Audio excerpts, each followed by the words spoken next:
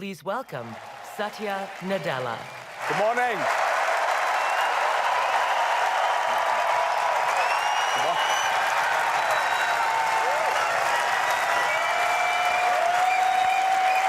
Thank you so much. Good morning. Thank you so much. Thank you. Thank you. It's so great to be back here at Inspire Ready amongst all of you this week. We're going to celebrate the year we've had. We're going to look forward to the opportunity ahead. You know, the momentum, whichever way you look at it, is palpable all around us. And it's really thanks to the hard work, the commitment, the persistence of this community. And so I want to really start by saying a big, heartfelt, sincere thank you for all that you do and who you are. You make all this possible, so thank you so very much.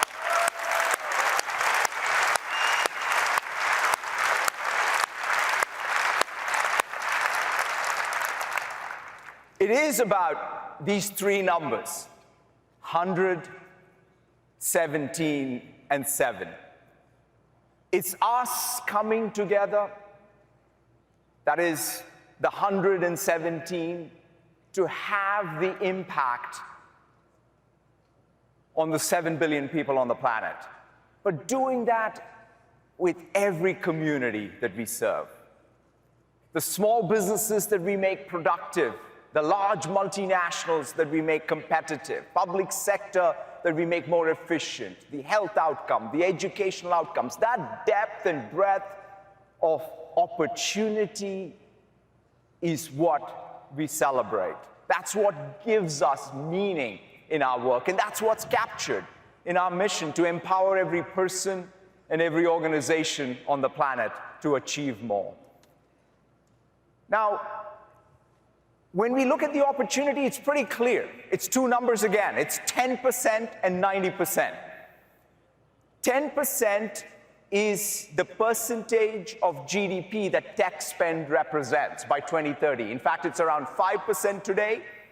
It's going to double by 2030 to 10%. That's going to be a humongous number. $14 trillion is going to be the spend in technology. But the real opportunity is that other 90%. It's that other 90% of the GDP that's all going to be digitally driven, software driven.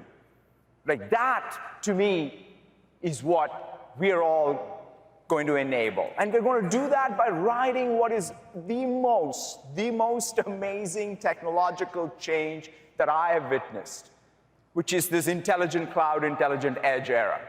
Computing is getting embedded in the world. It's ubiquitous, it's distributed, it's in the cloud, it's in the edge. AI and machine learning is being infused into every experience in a deep way, and you're going to see a lot of that. The experience itself is no longer bound to one device. It's becoming multi-sense and multi-device. It's that rich technology that we have to take and create tech intensity in every customer. We've talked about tech intensity in the past. It's a simple formula, but it's subtle.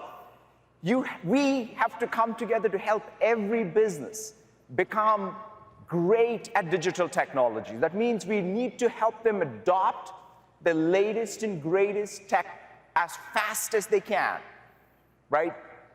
You don't want anyone to recreate the wheel. You want the best tech inside every company, small, large, public sector, private sector. But then the most critical thing is, in a world where everybody is a software business, they will need to build their own technology, their own software capability. And of course, you got to do this with trust. That's what tech intensity is all about. And you heard from Judson earlier in the week that we're going to go deliver all this through all of our solution areas, right? The way we're going to infuse tech intensity, democratize digital transformation, is by delivering these solution areas across all businesses. And what I want to do today is spend some time talking about some of the key tech breakthroughs across the solution areas. In fact, I want to walk up the tech stack from GitHub to Microsoft 365. Now, before we do that, I want to talk a little bit about trust. Brad Smith is going to come right after me and talk about trust in great detail. It's one of the most critical things. Couple of things. One, you can't claim trust. You have to earn it each day. That's right.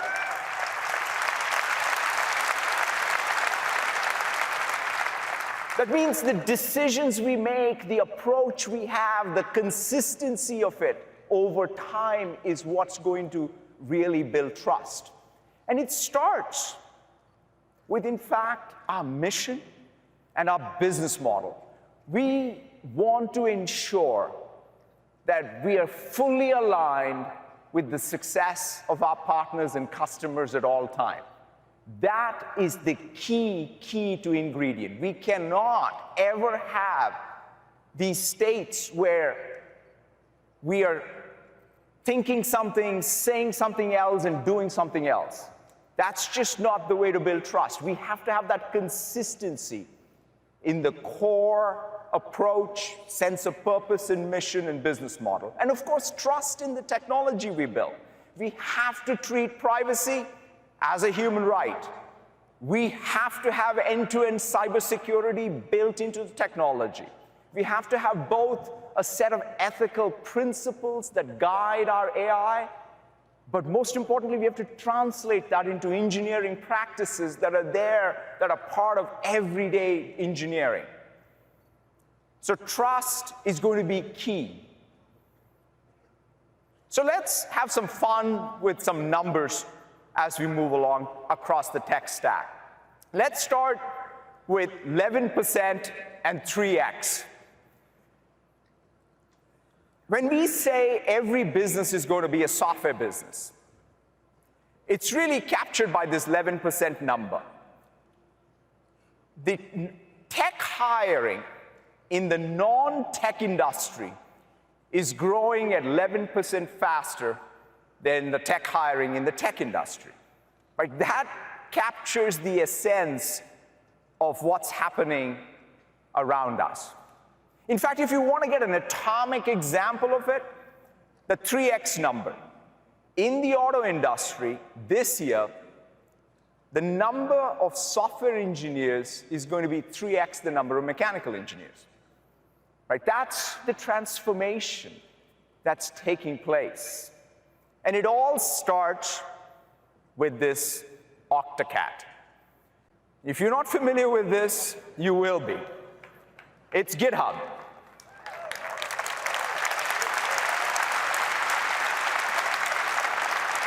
There are 36 million developers who call this home. They have their code, their workflows, their collaboration all encapsulated. If you're a student getting started in your first CS class in middle school or high school, or you're a professional developer at the largest of corporations, your core workflows are in GitHub. And in fact, it's just not about developers. In a software-driven company, what developers are doing influences every function: marketing, sales, finance, HR. And a great example of this is actually Ford Motor Company. An average car has 150 million lines of code. Ford has 8,000 developers on GitHub with 4,500 repos or repositories of code. In fact, one of the things that really GitHub does is it drives the agility of your development. And not just agility inside the company, because GitHub is a community. You're always collaborating. What used to take months now takes hours in terms of onboarding a third-party developer to contribute, collaborate. It's just phenomenal. I mean, GitHub is a way of life, at least as far as I'm concerned. Now, it's not just GitHub. When we think about developers, developer productivity, we have the most complete tool chain for developers. VS Code and Visual Studio are the two very best tools for developers. We have Azure DevOps, right, for you to be able to do continuous integration, continuous deployment integrated with GitHub. That drives the core productivity of every developer inside of your organizations and with our customers. Now, there is a new tool that I want to talk about today. It's Azure PlayFab. Just like DevOps, one thing that we're all going to know is LiveOps. This comes from our gaming group. Think about it. When you build a game, the real work in some sense starts the day you ship the game, because you are going to take the real-time data and change the gameplay. That's how games work. And that's what we're going to do with every website, with every mobile app, pretty much every application. In fact, Universal Studios is using already Azure PlayFab to take their mobile application, unlock these new experiences as you use it. When you're standing in a line to go down a ride, not a fun thing to do, but they made it fun using Azure PlayFab, because an experience unlocks, you can play with others standing in the line, you can put up your scores on a leaderboard. That's the type of real-time gameplay that is going to be brought to every applications using LiveOps. Now, when we talk about developers, and to me, whenever I talk about developers, I feel like I've come home, because that's what Microsoft got started with.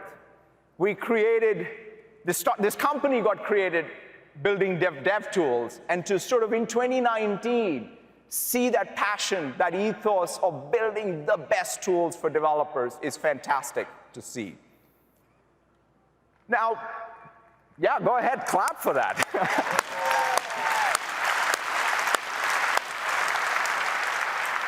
It's good to see that there are developers in the audience. I was getting a little worried. The next set of numbers is 50 billion and 90%. Right? 50 billion connected devices by 2030. And 90% of the data that we have today was created in the last 2 years. That's the explosion of compute and data, right? I mean, we have 1 billion users of Windows, a couple of billion smartphones, but 50 billion is how we should think about when we think about endpoints. Of course, all connected to the cloud. Now, that's what's leading to us building out Azure as the world's computer. We now have 54 data center regions. In fact, we are very, very thrilled to have the latest regions in the Middle East and in Africa. It's so exciting.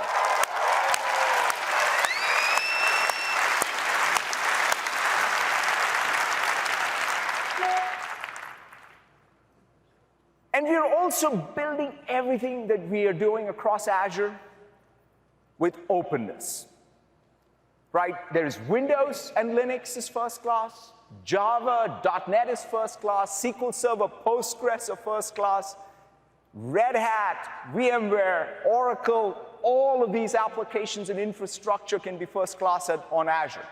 This doesn't mean we don't have a very opinionated view on what a modern application that is event-driven, serverless could look like. We have a fantastic app model with all the tool chains around it. But the thing that we have ensured is that this new generation app model composes with everything that you have done in the past. That, to me, is the key of how we're going to move tech intensity in every corporation, every company, every institution. But we're not stopping at the cloud. We're taking the cloud to the edge with consistency. Consistency in operating models, that means management security, consistency in the development environment and the tech stacks.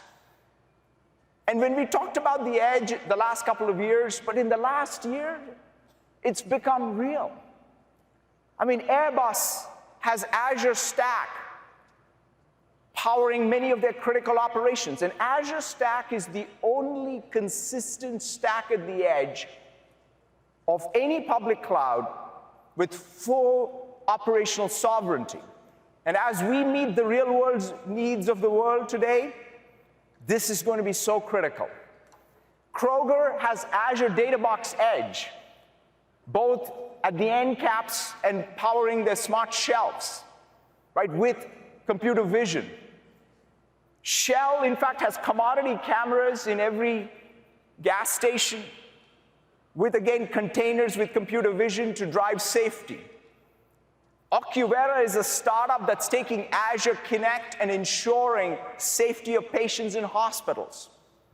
Starbucks has an Azure Sphere, right? So this is an Azure Sphere, a microcontroller that's connected to the Azure. So you think of it as the smallest compute node of Azure.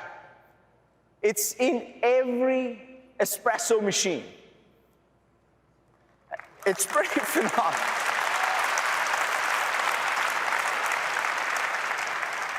There are 9 billion microcontrollers that are shipped each year. Just imagine all of those getting connected, becoming first-class compute nodes on an Azure fabric. And in the case of Starbucks, they collect half a dozen or so data points from each one of these machines. They're using it to analyze everything from water quality to the quality of the espresso, and making it possible for them and their partners in every Starbucks personalize that coffee making at scale. That's the power of ubiquitous computing. That's the power of Azure and its edge. But it's not just hybrid computing. In fact, one of the areas in the last year that I've been just thrilled to see is the progress we've made in data. We're building out a limitless data estate. If you look at the types of data workloads today, you have millions of transactions, in fact, trillions of requests per second. You need amazing capacity from an operational store perspective. You're moving petabytes of data, a lot of it in real time, for your analytic pipelines. It's unlike anything in the past. It's going to be fueled. Every workload, every application is going to be fueled by data, and you need that scale. And so what we've been working on, actually for perhaps the last 7 years, actually, is completely rewriting the data stack using the new memory hierarchy. From cold storage to sort of the compute node, completely rethinking what a database looks like. And that's what's really led to SQL Hyperscale. SQL Hyperscale, yeah, go ahead and clap for SQL Hyperscale.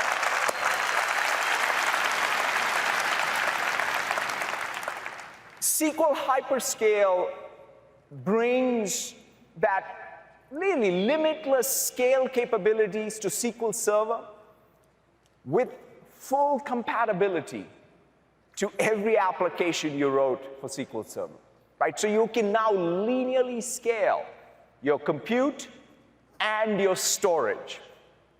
And this hyperscale capability is also going to come to non-SQL Server databases. That means Postgres is already out there, and we're going to bring it to MySQL as well. So you're going to keep getting these hyperscale capabilities to any relational database, which is so exciting to see. And it's not just SQL Hyperscale. We also have Cosmos DB, which is the first multi-model, multi-region database built for low latency.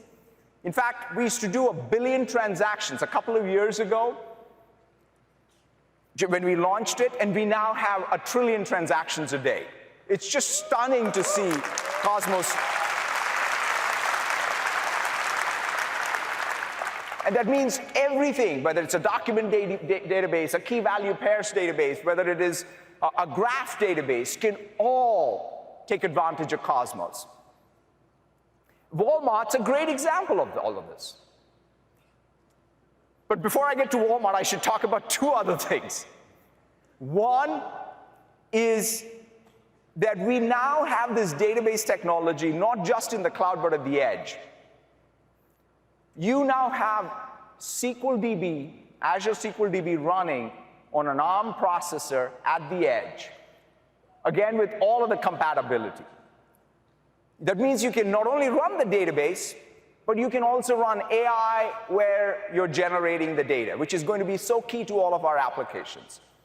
And Walmart's using all of these capabilities. In fact, all of their stores use Azure DB. That's how they coordinate a lot of what's happening in store and across stores. I mean, Walmart sees something like 85% of the US population in a week, and they shop. And so the scale of Walmart really defines what the modern data estate needs to support. And they're using Cosmos DB to consolidate, in fact, all of the different databases, non-relational databases, Cassandra, Mongo, and other databases into one data estate. So it's a fantastic example of how to build out a data estate to fuel the experiences going forward. And to show you some of this in action, I wanted to have Rohan Kumar join us to show you SQL Hyperscale. Rohan, take it away. Well, thank you, Satya, and good morning, everyone. For the purposes of this demo, please imagine that I'm an operations manager in a European auto company. We're going to launch a new line of autonomous vehicles shortly, and our team of solution architects has been working on an application to monitor these connected cars. As you see on the screen, we have a few hundred connected cars being monitored already in Europe. Let's deep dive into one of the cars to see what type and volume of data we're collecting. As you can see on the screen, we're collecting hundreds of gigabytes of sensor data every day. Now, to support a scenario like autonomous driving, the data processing engine inside the car needs to support two things. First, it needs to be edge optimized to run really well on the intelligent control unit of the car. And second, it needs to be powerful enough to support real-time decision-making right inside the car.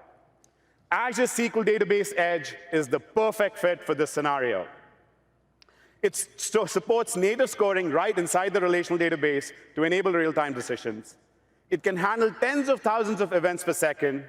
It shares the same relational engine as the SQL Server that you know and love, enabling a level of consistency for the developers across the intelligent cloud and the intelligent edge that is unparalleled in the industry. And best of all, Azure SQL Database Edge, a fully functional, performant relational database, now can run really well on ARM devices like the one I'm holding on my hand.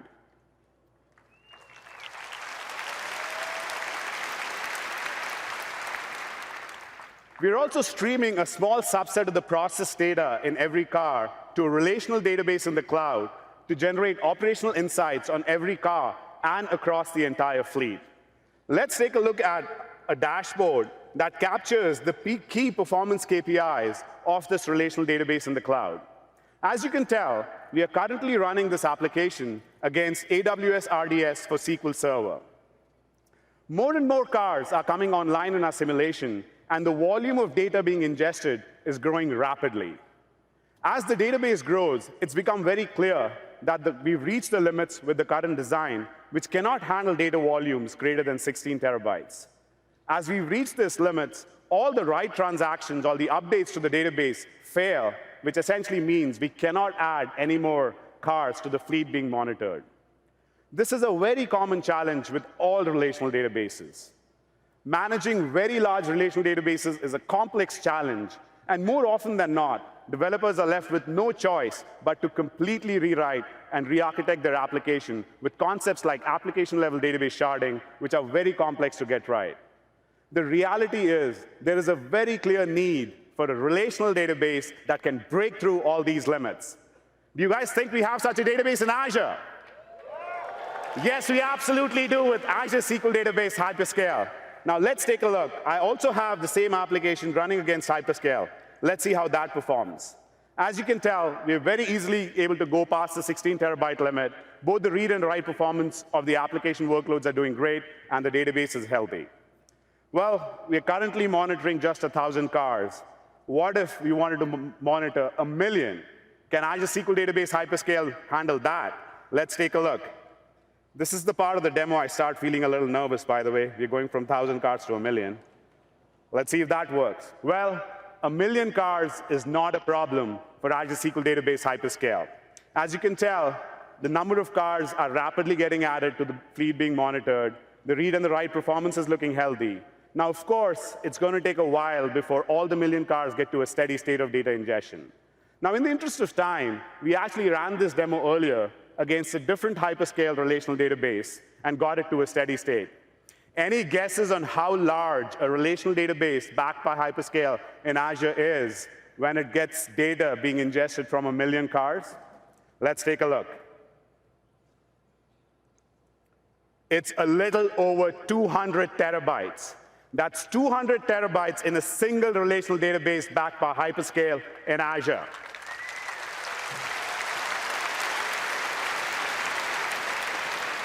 Now, you may be wondering, what's the magic behind hyperscale? There are 3 key pieces of innovation that we worked on for the last several years. The first one is where we've completely re-architected the core database engine to separate out the query processing layer, compute layer, from the storage management layer to be totally cloud native so that each layer can be scaled out independently. Now, this is an extremely hard challenge to get right for relational databases that support high-performant operational workloads.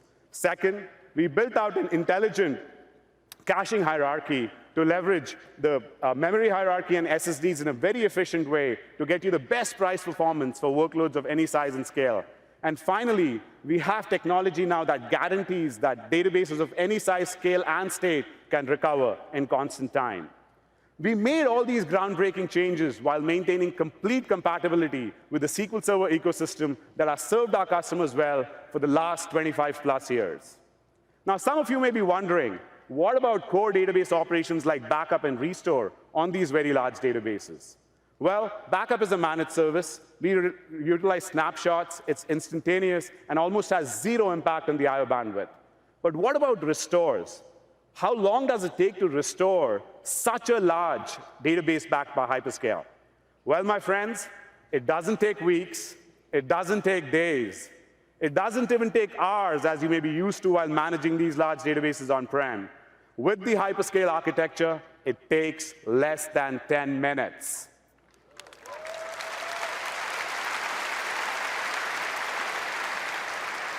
Now, finally, we'd like to provide personalized insights to all our millions of users of these autonomous vehicles. Now, you can imagine the amount of query processing power you'd need to actually get that to scale on a relational database. Let's see if Azure SQL Database Hyperscale can handle that. Now, what you're seeing on the screen is the Azure portal experience, which allows me to create 30 replicas on a single relational database backed by hyperscale. To put that in perspective, that's 2,400 cores of processing power on a single relational database backed by hyperscale. With that amount of computing power in a single relational database, you can easily satisfy the scenario to give out personalized recommendations to all the millions of users. Azure is the only public cloud that supports scaling SQL relational workloads at this scale and magnitude. Our customers can build their solutions on Azure with confidence that we'll be able to meet their needs today and in the future. We can't wait to see what kind of innovation you build on the Azure Data Platform. Back to you, Satya.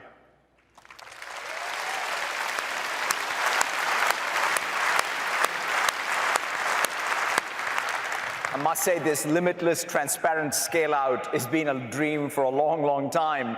And Bill Gates recently met with the team that was building all of this, and he sent a mail. And usually when you get a weekend mail from Bill, you kind of wait and see whether, do I really want to open it now? Or, and I opened it, and I've been working with Bill for a long time, and it started by saying, wow, I've never seen those words from him and never heard those words, and he was really thrilled to see us make progress. Of course, he had a long list of other things we need to be working on as well.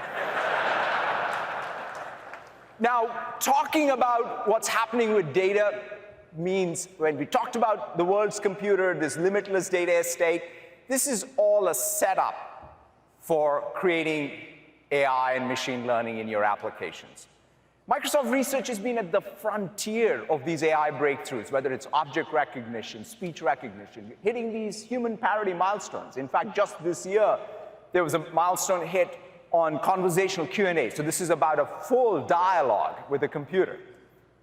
Now, for us, of course, our real mission is not about celebrating any of these big research breakthroughs. It's about democratizing AI so that every developer can build out these applications.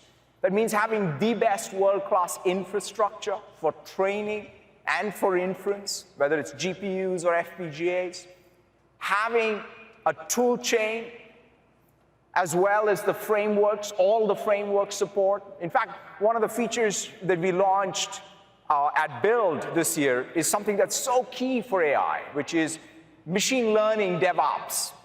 Right? Just like how we have all of what we do with other code, we need the same rigor and the same productivity when it comes to AI creation. And lastly, it's the services. Right? So all these breakthroughs in speech and object recognition and machine translation are all available as cognitive services, which you can in fact customize by just doing task-specific training, last layer customization. But in the last year, one of the things that started to happen is assembling multiple models. So put speech together with computer vision, put it together with machine translation. And once you do these multimodal trainings and multimodal training, you see some amazing, amazing things. And to show you one such mind-blowing experience, let me invite up on stage Julia White to show you Neural TTS. Take it away, Julia. Thanks, Satya. Now, it's a pleasure to be here in Las Vegas to present to you. Now, I get invited to do keynotes across the globe. And while it's easy for me to be here in Las Vegas, it isn't always easy for me to travel across the world. And even when I do, I can't always speak the local language. Well, what if neither language nor distance mattered for me to deliver a fantastic keynote? What if technology could help me be anywhere I needed to be and speak any language I wanted? Well, it can. We are bringing together the power of mixed reality and Azure AI services to create a truly game-changing experience. What you're about to see is an exact hologram of me wearing the same outfit that we recently captured at a mixed reality studio. And I don't speak Japanese, but what if I wanted to deliver my keynote in Japanese? Using Azure AI technology, I can translate my English into Japanese and train it to sound exactly like me, the same voice tones, those same inflections. Now, we've brought this together, my hologram and Azure AI, to show you what's possible. So first, I'm going to put on my HoloLens 2 here, and then we'll flip in the room to the special camera so you can see exactly what I'm seeing. Let's get started. First, let me introduce you to Mini-Me. There she is, my perfect holograph. And thanks to the power of HoloLens 2, she just floats right with me. I'm literally holding my hologram, so natural. Now, she's a little small to do a keynote. So let's get her up so she can do full-size Japanese keynote. Render keynote.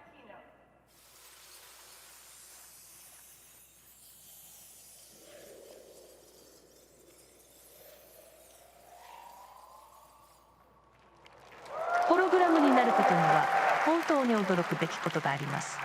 私たちは最新の複合現実キャプチャ技術を使用し、私のホログラムを作成しています。実在の人物をホログラムとして見たことがあるかもしれませんが、私が実際に日本語を話しているのが新しいのです。私は日本語を話しませんが、私の声とホログラムは完璧な日本語で話しています。これはニューラルテキスト読み上げと呼ばれる最新の人工知能技術、いわゆるニューラル TTS を使用しています。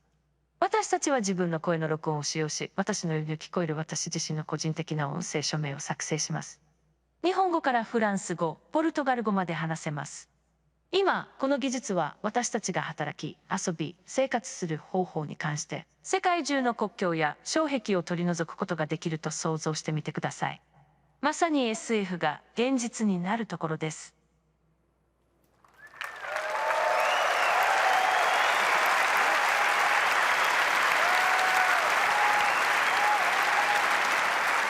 Now, as you can see, this is mind-blowing technology. And what you just saw was my life-size hologram, my exact replica, rendered here in real time, speaking Japanese with my unique voice signature. To do this, we use mixed reality technology to create my hologram and render it here live. Then we use Azure's speech-to-text capability and English transcription to get my speech, then use Azure Translate to get the speech into Japanese, and finally applied neural text-to-speech technology so it sounded exactly like me, just speaking Japanese. And the most amazing part? All of these technologies exist today. The future is here. Back to you, Satya.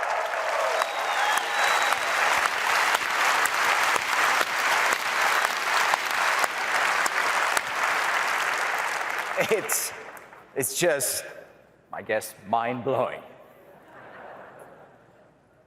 You know, we have amazing momentum in Azure. Every brand across every industry is on Azure. We have 95% of the Fortune 500 running on Azure today, and it's amazing to see. But there's this one particular story that I wanted to highlight. When we especially think about that 117 and 7, this story comes to mind. Let's go to South Africa. Let's roll the video.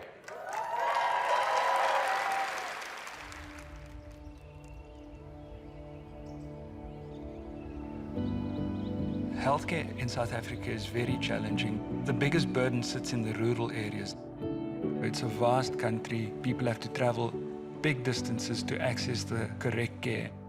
How do you take a specialist out into a remote area?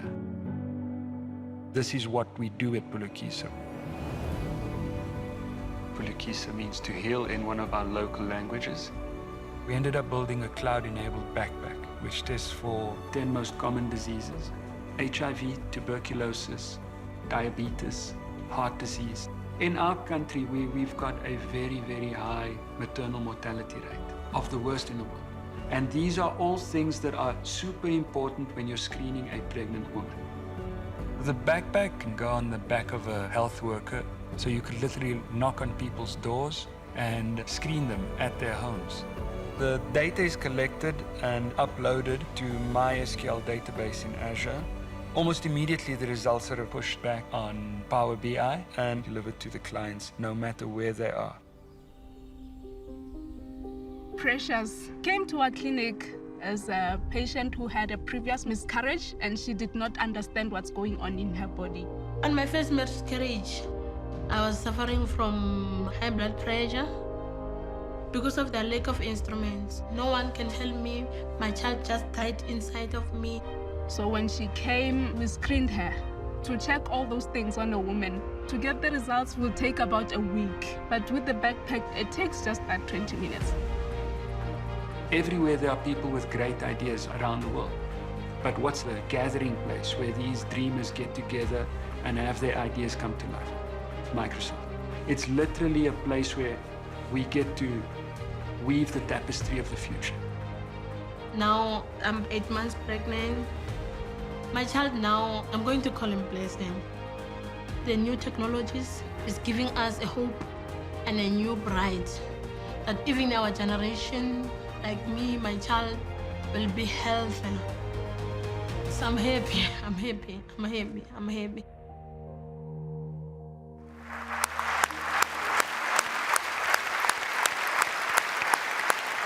So I'm here with Dr. Raymond Campbell. Dr. Campbell, it's so great to have you here. Thank you for being here. The work you're doing is just so inspiring. Why don't you tell us a little bit about how this all came about? Well, thank you, Satya. Thanks for having me. Growing up, I always knew that I wanted to help people, and it's one of the reasons I became a doctor. But the limitation with that is I can only see so many people in in one day. So through technology and partnering with Microsoft, I'm now able to empower thousands of health workers and impact millions of lives every day. That's amazing. What's there in the backpack? So in the backpack, I mean, it's a solar-powered connected case with a tablet, Bluetooth-enabled measuring devices, as well as point-of-care blood testing capabilities. And this essentially allows for one to be screened at a very affordable way in their homes, wherever that home is, and literally makes the health worker an agent for change. So that's amazing. So that means pretty much all of the cutting-edge diagnostic capability can go in this backpack connected to the cloud with the health worker. Exactly. That's wonderful. So what's next? We've deployed quite extensively back home in primary healthcare, mining, and agriculture space. And some of our modules like HIV, pregnant mom, and mental health are amazing. The platform's constantly evolving, so we've now onboarded vision, hearing, as well as X-ray capabilities. And Pulukisa is a disruptive health tech company that is built in Africa to address issues that aren't necessarily unique to Africa alone.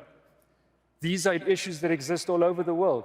So if you were to ask me what's next, I'd like to partner with Microsoft to go solve for these problems wherever it exists in the world. Absolutely. Affordable healthcare is so key. Thank you so much. It's such a pleasure having you here. Thank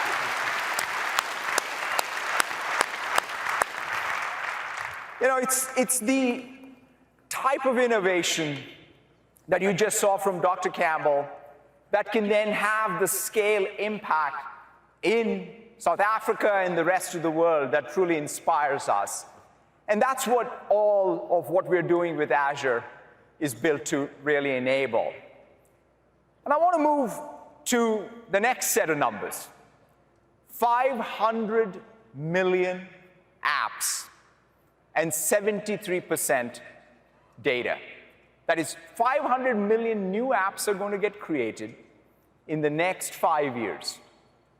Think about that. That's more apps than the last 40 years. And 73% of the data, though, is still left unanalyzed because they're all in silos in each of these applications. It's this dual challenge of how do we help create all these applications and then bring all the data together that's inspiring us to build out Power Platform and Dynamics 365 as the world's connected business cloud.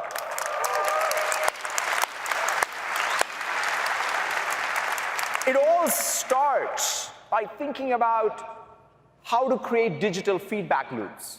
The entirety of the enterprise needs to get connected. The data itself has to be related, whether it's operations with customers, people, the core product creation, and the rest of the enterprise operations all have to become one digital feedback loop. And of course, once you have this digital feedback loop, that creates the core platform for you to be able to take any domain expert inside your organization and build out applications. Because when we think about this challenge of 500 million applications, we're just not going to have professional developers to build these applications. So we need citizen developers. Empowering citizen developers is what the Power Platform has been built for. It's great to see. It's great to see the momentum, whether it's on Power BI, whether it's Flow or Power Apps. All of these are coming together to drive the domain development and domain-specific development by citizen developers. And it's built. In fact, if you look at the architecture, it composes. It builds on Azure services. It has this common data model. It has connectivity back to Dynamics 365 and Microsoft 365. So you can think of all of the applications inside of Microsoft 365 and Dynamics 365 as microservices and data that's available for any Power App developer. You have connectors to all the popular apps, SAP, Adobe, Workday, Salesforce, any application you want. You, again, can consume data and logic from them. And you, of course, can do the same with your own applications.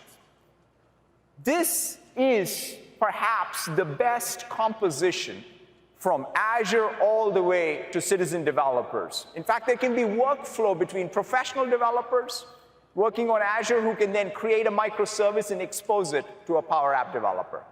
That's the type of developer activity that we see. And in fact, we have a new addition to the Power App family. It's the AI Builder. It takes some of those magical AI cognitive services capabilities and brings it to any application that you may want to build. And to show you this in action, I want to invite up Ryan and Eric. Ryan and Eric, take it away. Thank you, Satya, and thank you, Eric, for coming out to share your story with us today. Tell us just a little bit about G&J Pepsi. Yeah, G&J Pepsi is the largest family-owned bottler in the Pepsi system. Okay. We have about 1,600 employees in Kentucky and Ohio. Okay, so private company, regional focus here in the U.S.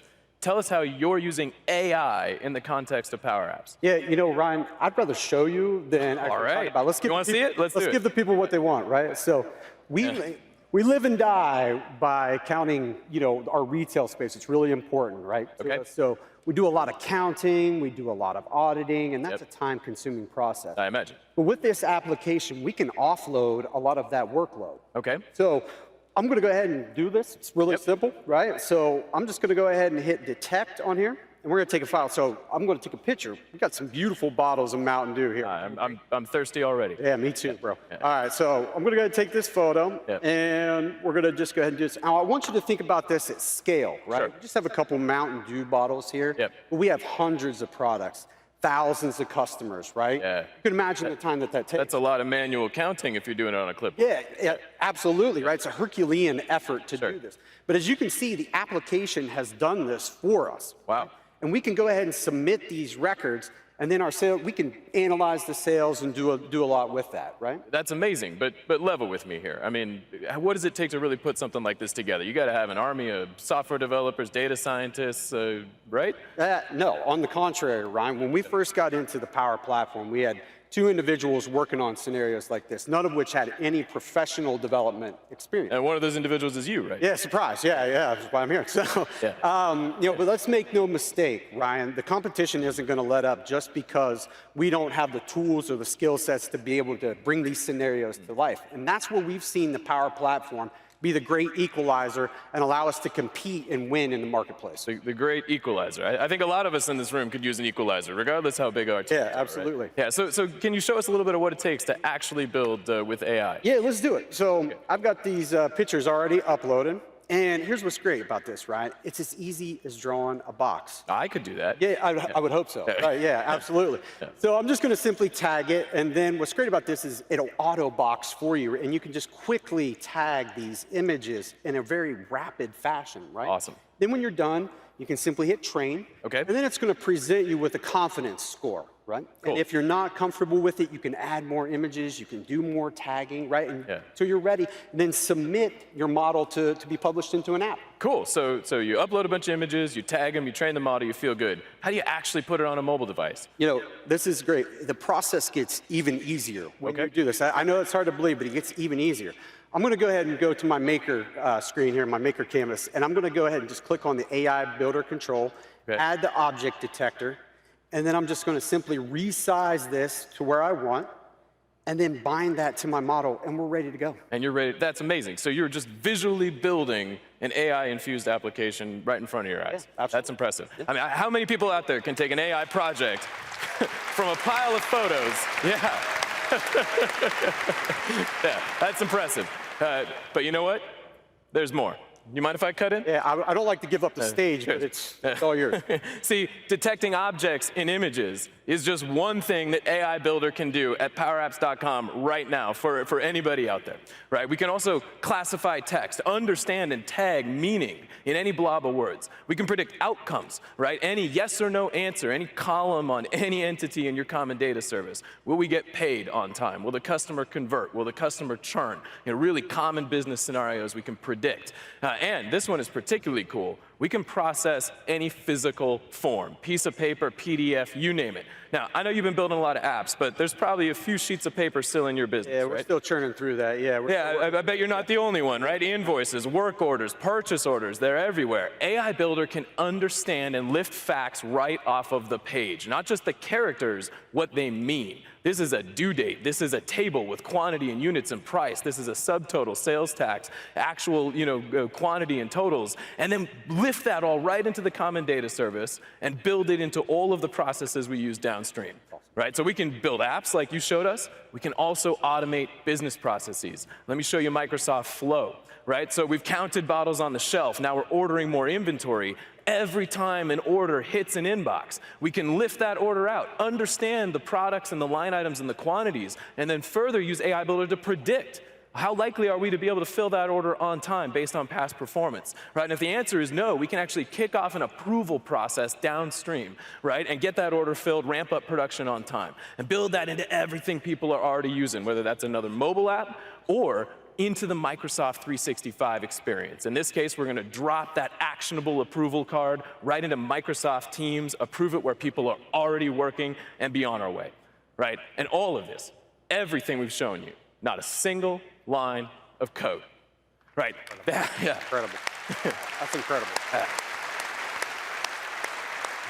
That's the power of the platform that's driving tech intensity at the largest family-owned Pepsi bottler in Ohio and Kentucky, and thousands of organizations large and small around the planet right now. And the question to this room is, where will you take it next? Thank you, Eric. Thank you, Satya. Back to you. Thank you. Cheers. Yeah.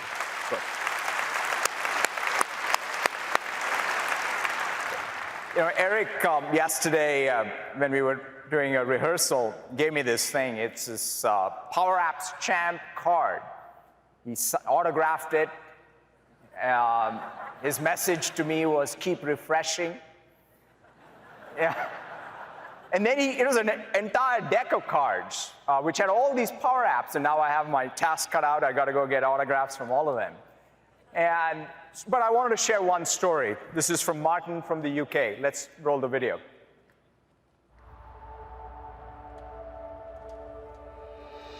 My name is Martin Lee. I work for Autoglass. I've been with the company for about 5 years. So when I first started Autoglass, I started as a dispatcher. I did all the kind of reporting side of it. I had to do all these reports every day, and it was just time consuming. And that was making most of my day. And I thought, if I can shorten my time, I can get on with better things. That's where Power Apps come in.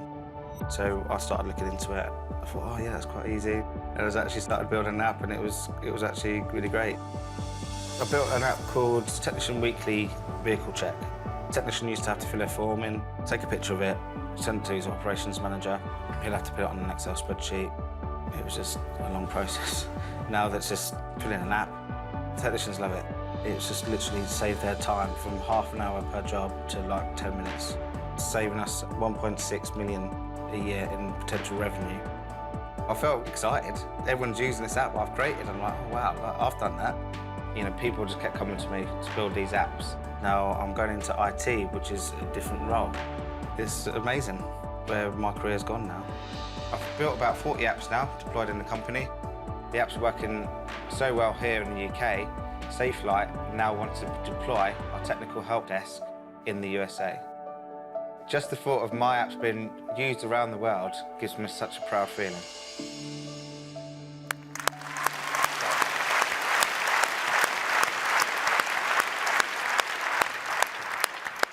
To hear him say that last line is just what we live for. It's just so great to see the impact of this next generation platform for citizen developers is already having. And we build on that with Dynamics. With Dynamics 365, you now have these modular, modern modules for all of the functions, whether it's sales, whether it's finance, or it's operations, support. And it's great to see these getting deployed at scale. And one of the other things that's happened in the last year is AI across all of these functions. In fact, there's a complete new set of modules that are these insight modules. You can predict your sales pipeline and drive sales efficiency. You can improve your customer service because of insights. You can improve your customer 360 view.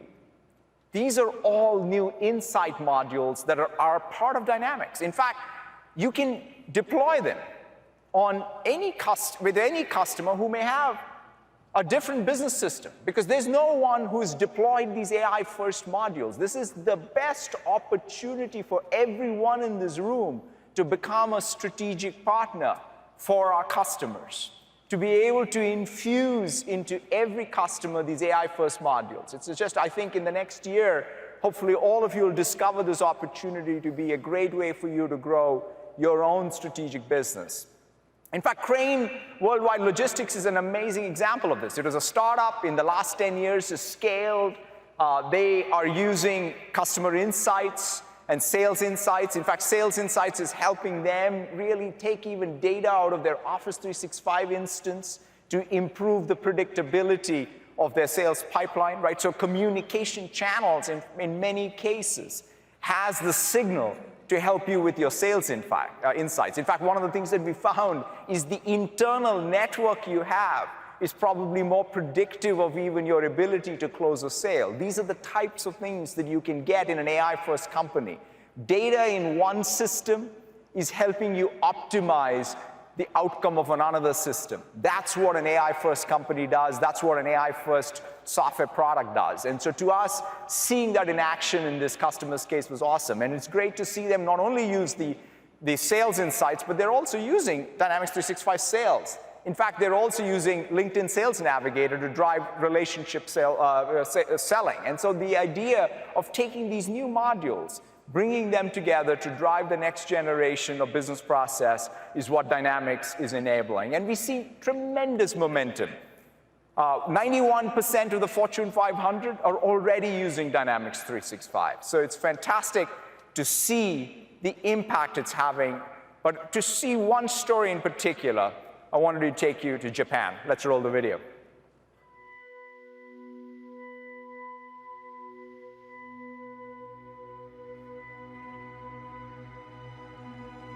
名前が秋吉忍です。100年続く老舗の食堂エビ屋で働いております。近くのパソコン教室にパソコンを持って、そしてその授業の間に自分のマシンラーニングの本を読みながら、これはこうやってやればいいんだなと言ったら一生懸命打ち込んでいた時もありました。1年前にパソコンを買ってデータベースを構築して、でお客様のインサイトを得ていくというようなことを自ら進んでやった。エビアでは時間帯によってや季節によって来るお客様の層が変わるので、それを実際に可視化して何人のお客さんが来るのかというのを把握したかったので、マシンラーニングを導入しました。私はまず本を買って Azure のマシンラーニングを勉強しました。そしてその後は実際に AI のシステムの構築であったり BI の使い方を学んで実際に手を動かして勉強しました。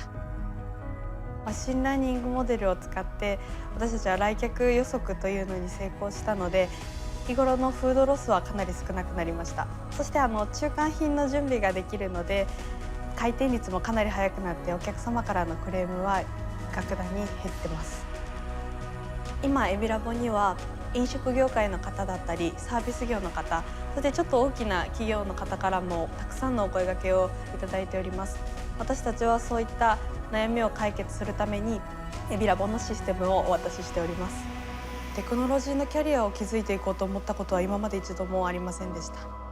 そういった方々、飲食業界で働く方々をもっと幸せな働き方にしたい、もっとハッピーにしたいというところに一番のやりがいを感じています。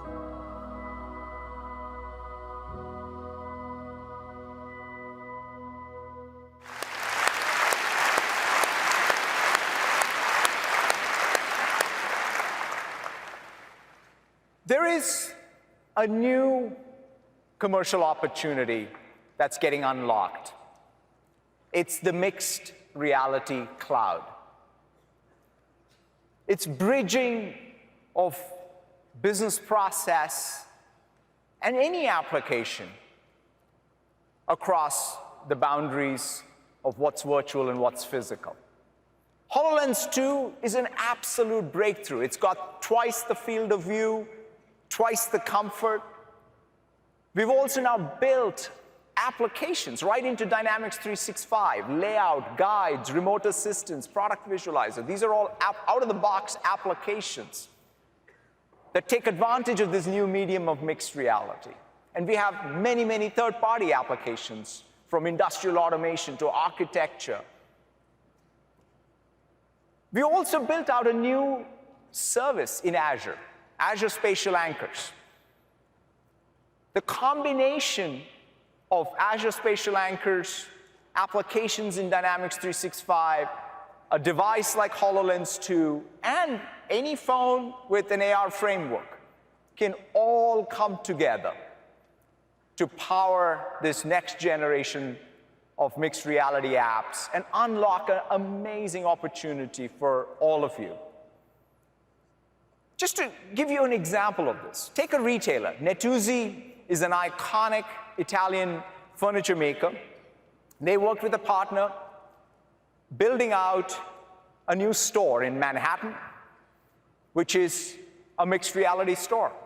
So you walk into that store, you put on a HoloLens or bring up your phone, and you have an infinite catalog, right? You're not limited. In fact, the store format here is much smaller than their traditional stores, but they're now seeing 30% more sales in those stores because you now have the ability to walk into the store, put on a HoloLens, see all of the catalog, build your space, that is, all the furniture assembled the way you want it.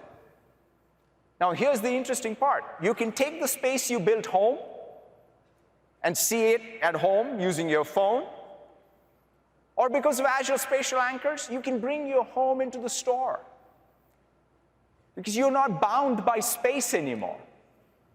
And that's what the cloud enables. Think of that. Think about all of the business processes that will bridge what is physical, what is virtual, that is going to transcend space. That's the commercial opportunity. That's the business applications opportunity. And we are leading the way here. But I thought, you know what? To give you a real feel for this, we should have some fun.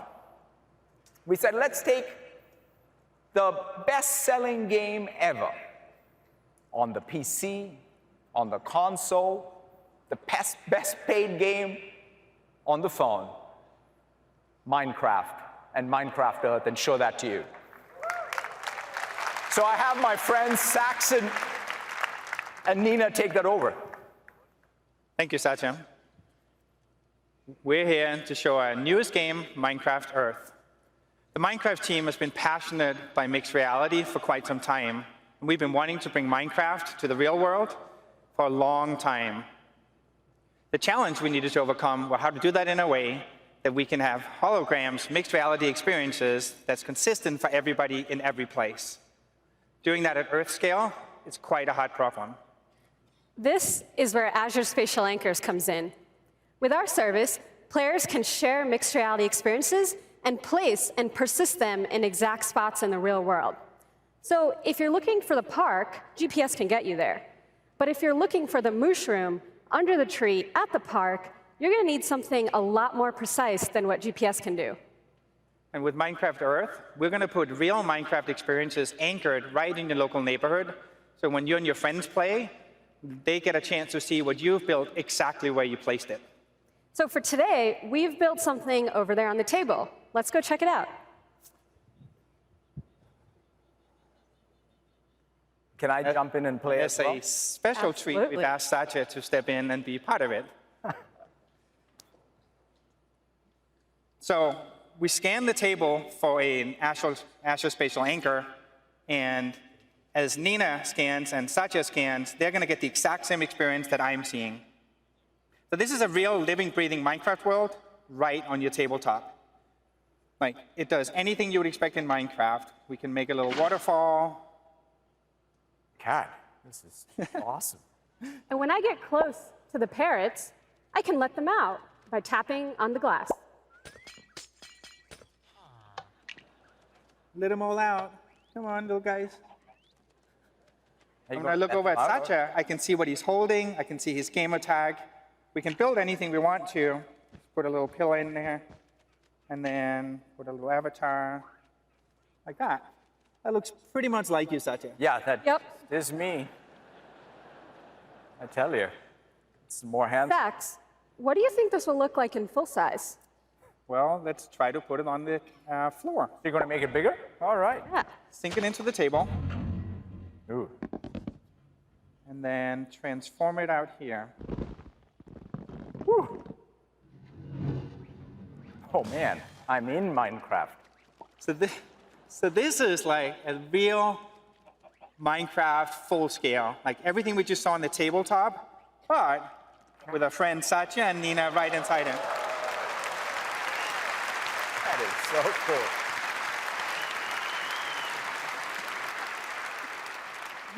You look awesome in there. I know. It just feels like home.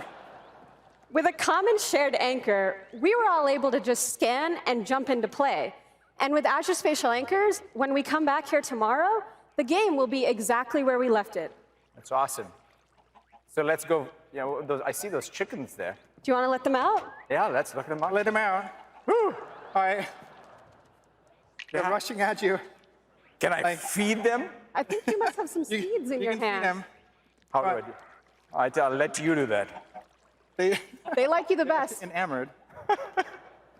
Sax, I see a mine shaft over here. Can we go explore that? Well, generally closed mine shafts are maybe like not the friendliest places. No. Try I it. think there's diamonds. Let's try it. Diamonds? No. Spiders. Oh. Full of. Nina? Satya, I'm going to defend you. Don't worry. Thank you, Sax. That is. I'm not going to let our CEO perish to spiders. You would have had someone worried. That's so All right, awesome. there we go. Oops. Oh. Sorry. All I right. think we're good. Are we on a clock here for the keynote, or can I just continue to play? Well,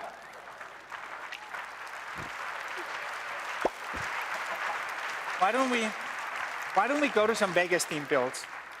So we figured Minecraft Earth, your imagination is your only limit. So we rebuilt like the famous Las Vegas sign, like hovering up over the audience. You can see like perfectly up there. Or Why don't we go to the Bellagio, yeah? Yeah, let's see if we can find the magic button over here. Ooh. Yeah, Bellagio, like complete with a fountain.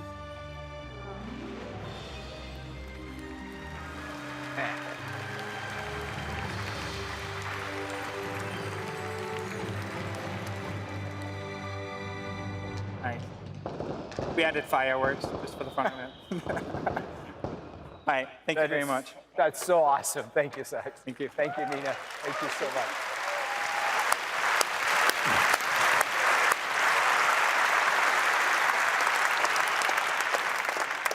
Each time we rehearsed that, we kind of started playing, and we lost track of time. And yes, this demo is much better when we don't rehearse.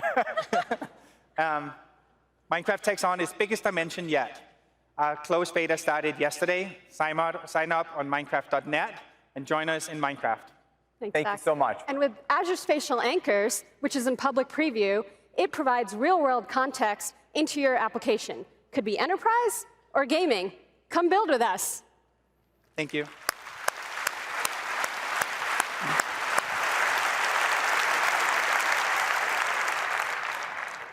You know, the commercial opportunity here is really already in front of us. In fact, in Barcelona, when we launched HoloLens 2, we had many industry partners across every vertical, in retail, in architecture.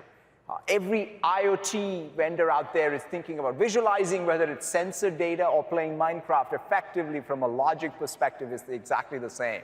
And so we are very excited about this opportunity. I can't wait to see what you all create in the coming year around mixed reality. The last set of numbers I want to talk about is 2 billion first-line workers, and 77% of these 2 billion workers who feel they don't have the tools to empower them. We've always focused with our tools, the knowledge worker. But the real opportunity for us is to bring knowledge workers and first-line workers together to empower companies and people. And that's what we're doing with Microsoft 365. When we say we want to build out the world's productivity cloud, it's about bringing that knowledge worker and first-line worker and empowering them. And in the last year, we've had tremendous momentum. The world's brands, 95% of the Fortune 500 are using Microsoft 365. And all of that is fueling, in fact, more and more rapid innovation. Windows 10 and its adoption in the enterprise, it's the fastest growth we've seen in the last year. Innovation in devices, small devices like Surface Go or Surface Hub and our OEM partners who are continuing to innovate around devices. The AI that's getting infused into all of the Office applications. Video has become first class with Stream. Security compliance, huge value propositions of Microsoft 365. That's what's fueling all of this growth and adoption. But the one product, yeah, go ahead and clap for Microsoft 365.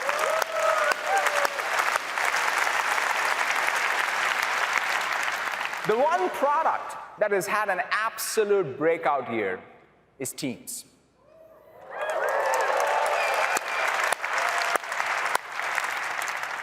You know, Teams is the hub for teamwork. It's really 4 things in one, right? It has chat, it has meetings, it brings together collaboration using all the richness of Office tools within that same scaffolding. It's the business process workflow. That's what Teams is about. It defies even the category definitions that are there out in the marketplace. And that's what's driving this tremendous momentum. But to show you what's possible with Microsoft 365, Teams, and pretty much the entirety of the stack I talked about this morning, I wanted to invite up Rana Amjadi, Dr. David Kellerman, and Yusuf Sajid to show you all of this at work. Hey everyone, we're here at the Modern Workplace Hub at the Mandalay Bay Convention Center, where you can come check out some of the experiences I'm about to show you. Today, new generations of workers use their phone and pictures as a primary way to communicate with their team. So we want to make that process a little bit simpler by adding some AI into the mix. Right on my phone, I can use Office to take a picture of this data that I want to share with my team. Now, Office will be able to intelligently convert this data into a real table in Excel automatically. I don't have to go through the process of manually entering line item by line item. It's all going to happen for me using AI. Now that this is something that I can insert into Excel, I can start to work with it right here on my phone, or I can work with it on my laptop. Now that it's in Excel, I can start to co-edit and co-author with my team. I can format it as a table, manipulate this data, sort, and work with it in ways I just couldn't do with a static image. Now, this intelligence is also powering new experiences in PowerPoint with Presenter Coach, which gives me valuable insights as I rehearse my presentation, like this one, helping me show up more prepared every single time. Let's check it out. So I'm going to say rehearse with Coach. Now, before we get started here, what's going to happen is that as I rehearse my presentation, it's going to give me real-time feedback on all the different ways that I can improve, whether it's language choice or pacing. Let's see what that looks like. It is so great to be here with you guys and be able to share this presentation. I mean, you know, we've had a really, really great year, and I think there's some incredible research that we can share to really kickstart FY20. And yeah. You know, we had an incredible year, surpassing $500 million in revenue for the first time as a result of our team's focus on customer success and commitment to deliver quality. All right, let's finish there. Now, you may have noticed that it was giving me that feedback in real time. That's also been summarized in this report here. It picked up that I said you guys, which isn't super gender inclusive language, and recommended that I say you all instead. It caught some of my filler words like and I mean, and even let me know my pace was a little bit too fast, a great reminder to slow down. It even recognized when I was too dependent on the slide content itself, reading word for word, and even let me know exactly which slide I should probably familiarize myself with a little bit more. Pretty cool, right? But how do we bring this same intelligence into the thing we most often do at work, meetings? Most of us here collaborate in mixed scenarios, where some of us are in a meeting room and some of us are dialing in remotely. The challenge with these types of meetings is that when the people in the room get up to do something like brainstorm on a physical whiteboard, the team online can't really see what's going on or engage with the content, and it's hard to feel included. Microsoft Teams wants to ensure everyone is equally engaged in the brainstorming process. Let's check out how. This Microsoft Teams room has a dedicated whiteboard camera that we can connect. Using AI, the camera will be able to find the whiteboard image and pull it into focus for the team online, helping them engage with the content. It also detects people and makes them transparent. So as I walk in front of the whiteboard to write something, the team online will be able to see the content right through me.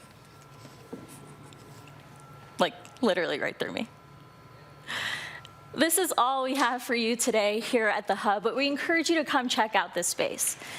Now let's head over to the arena where we can see Dr. Kelman share how he uses Microsoft Teams and AI across Microsoft 365 at the UNSW Sydney to engage his students and empower collaboration. Back to the arena.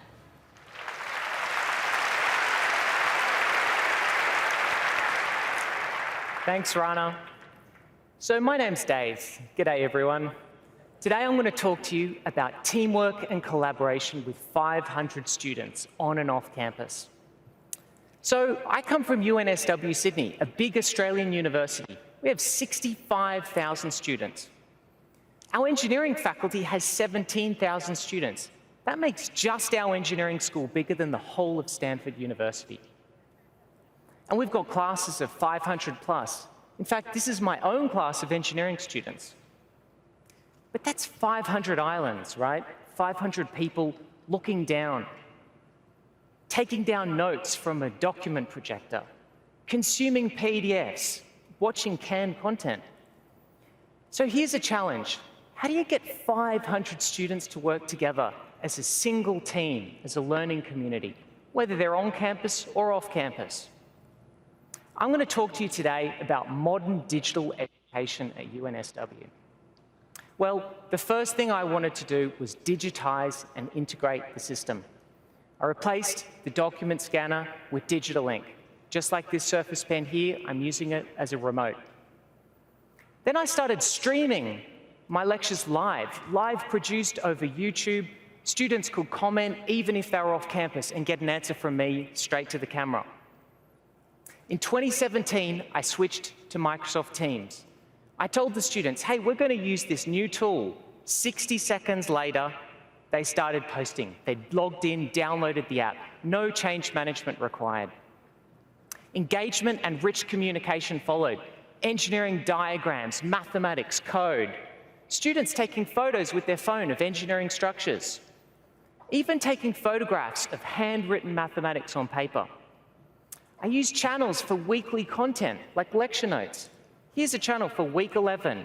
Tabbed the week 11 notes, and there it is. But this is more than just aggregation of material into one place.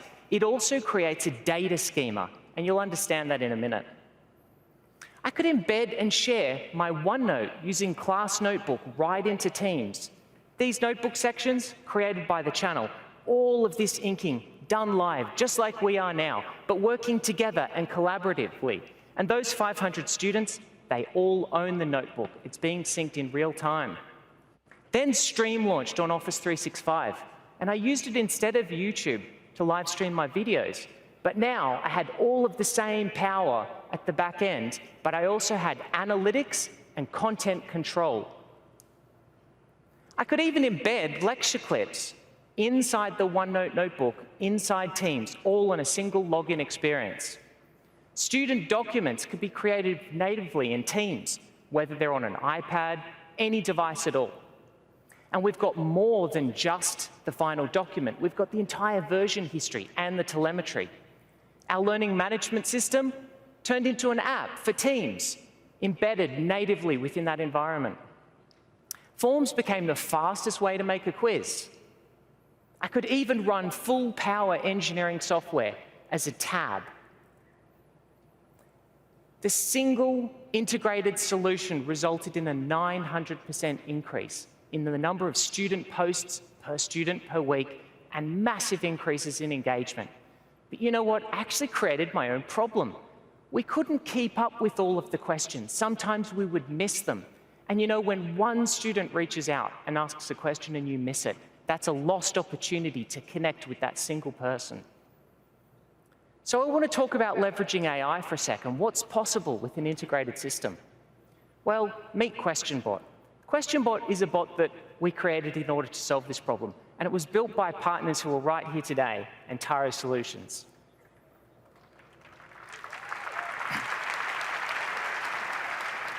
So it's a simple value proposition, right? Students tag the QuestionBot. It looks up which tutorial group they're in, looks up who their TA is, tags it. TA gets a notification on their phone, answers wherever they're at, and QuestionBot closes the service ticket by being told what the correct answer was. So it's actually keeping track of question and answer pairs. It's helping everyone connect, and every Q&A pair is there inside the specific topic. And of course today, if it doesn't work on mobile, it doesn't work. So QuestionBot is actually creating a study resource for the students, filtered by topic. It's not a textbook, it's made out of their own collaboration, their own discussions, automatically. In fact, in the first 2 weeks alone, QuestionBot created 200 high-quality, topic-filtered question and answer pairs. Now imagine 6 times that. So I used Q&A Maker, a cognitive service on Azure, in order to train the AI of the bot. And within a couple of weeks, it started answering questions on its own. But not just that, QuestionBot was also able to direct the students back to the conversations where their peers had been talking about similar problems. That's reconnecting people and building learning communities. So there's another problem. A lot of students would upload photos for their questions. And there's no context within the question that they've asked to build a high-quality question and answer pair. So I started putting QR codes on all of the learning material. And using a vision cognitive service, QuestionBot was able to see what question the students were working on and say, hey, I see you're working on question 4.1. Pull relevant information from its own knowledge base, deliver more useful assets to the students. And remember those lecture recordings that were on stream? Well, it's a SharePoint asset. And QuestionBot could find it there with no configuration. It's able to search the transcript, and if the answer to a student's question happens to be in the lecture, it can deliver a time-stamped video link to the exact second.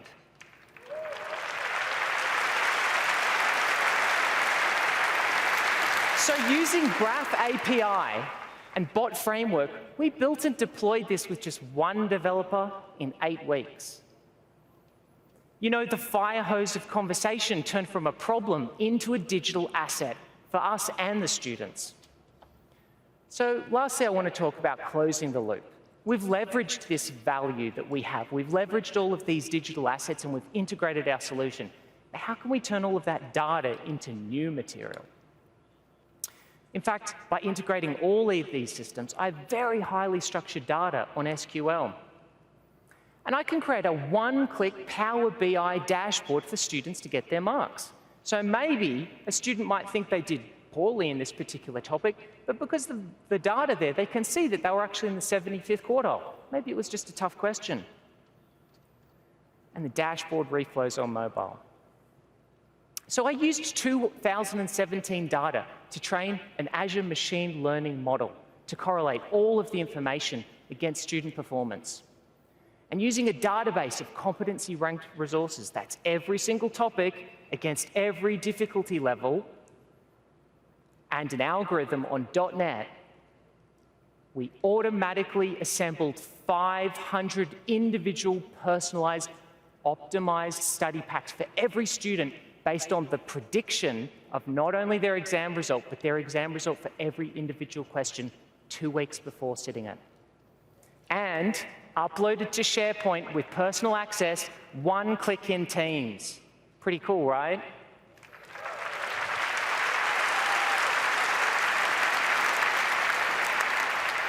So we've built a learning community, right? 500 students, they're working together. And doing that, we managed to achieve a satisfaction ratio of 99%. And that's because we're personalizing the experience for every student. We're actually able to identify at-risk students by week 4 of the course when they could still drop it, when it still matters. I reach out personally to every one of those at-risk students and say, hey, how can I help? And what about that challenge? 500 students working together as a team. Well, I asked them, do you feel part of a learning community? 100.0 said yes. But you know the most valuable thing in that room? It's the people.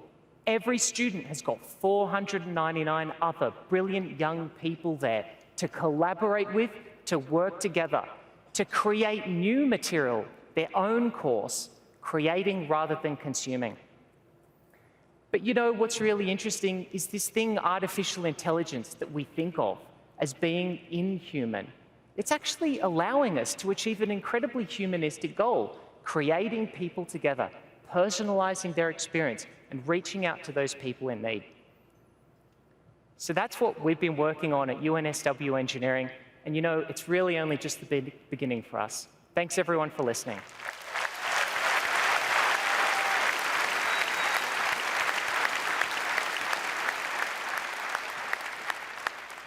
Wow.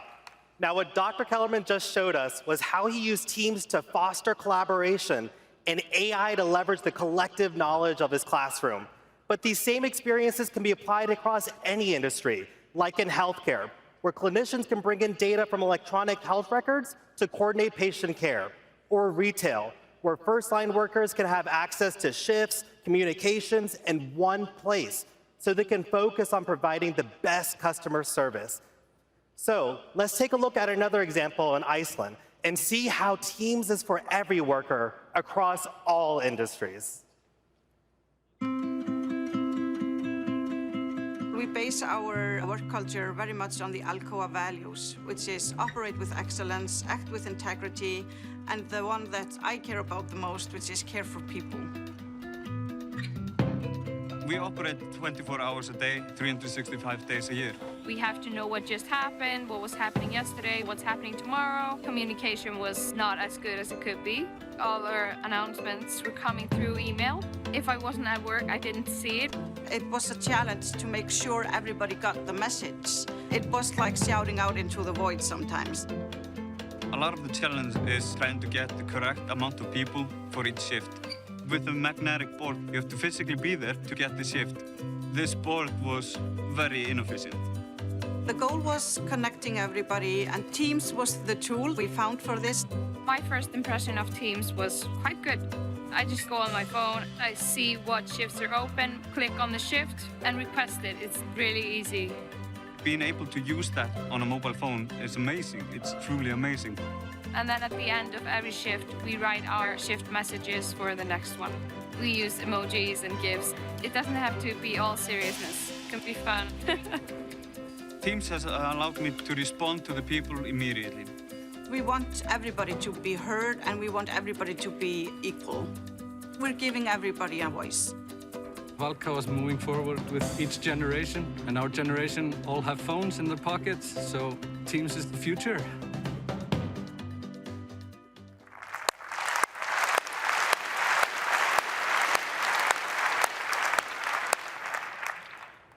Hopefully you saw how all of what we talked about can come together to transform every individual organization. I want to close where I started, 117.7.